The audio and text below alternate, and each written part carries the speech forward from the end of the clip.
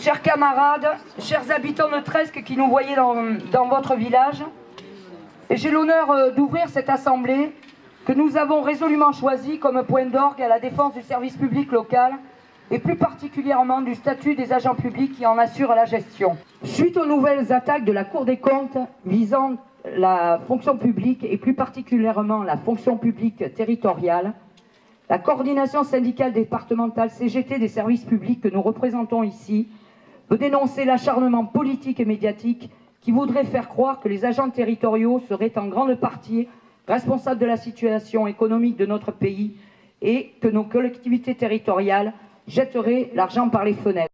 À la CGT, nous défendons le service public, le statut des humains qui le font vivre.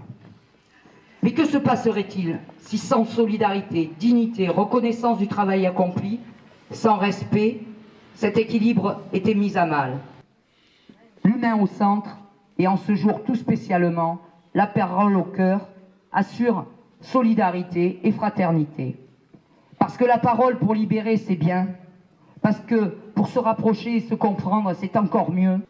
La parole, c'est un droit, et je vous la cède.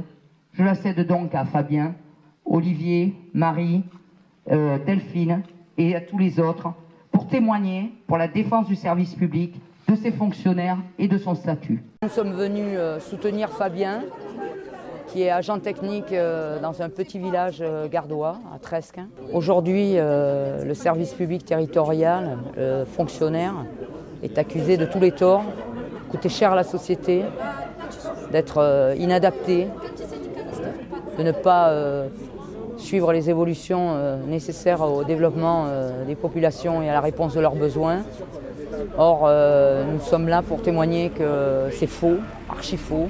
Nous sommes des travailleurs libres, nous sommes neutres devant la qualité de service public, l'égalité qui doit être rendue à chaque citoyen et c'est ça que nous voulons défendre. Je tiens tout d'abord à vous remercier toutes et tous d'être là avec moi aujourd'hui. Ça fait chaud au cœur et je vous remercie vraiment beaucoup. Depuis plusieurs mois, vous m'avez enlevé le goût de vivre, de travailler avec application, comme je le fais depuis 30 ans. Je viens chaque jour la boule au ventre à 60 ans, monsieur le maire.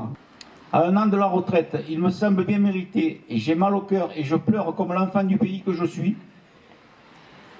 et qui se sent humilié et trahi.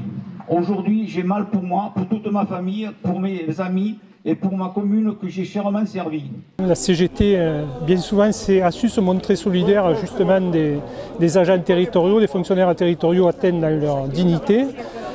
Ça s'était produit, enfin, pour mon cas personnel et le cas de Martine, qui est là aussi aujourd'hui, en 2010, où on avait rassemblé 800 personnes devant la mairie de Saint-Martin-de-Valgalgues, où le maire, là aussi un potentat local, refusait l'application de tout ce qui est droits syndicaux et statut de la fonction publique.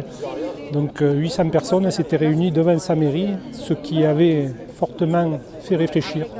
Après avoir été sanctionné par les tribunaux, il a aussi été sanctionné par le peuple, puisque son mandat n'a pas été renouvelé lors des dernières municipales. Et peut-être que ce petit rassemblement de 800 personnes n'y a pas été pour rien. Cette parole, elle est importante aujourd'hui parce qu'elle nous permet de libérer les tensions, elle nous permet de nous comprendre, de nous rapprocher, d'être convergents dans nos intérêts pour servir au mieux la solidarité et les besoins de population. Tout est avant tout humain, tout est avant tout solidarité, tout est avant tout redistribution entre nous. Merci camarades.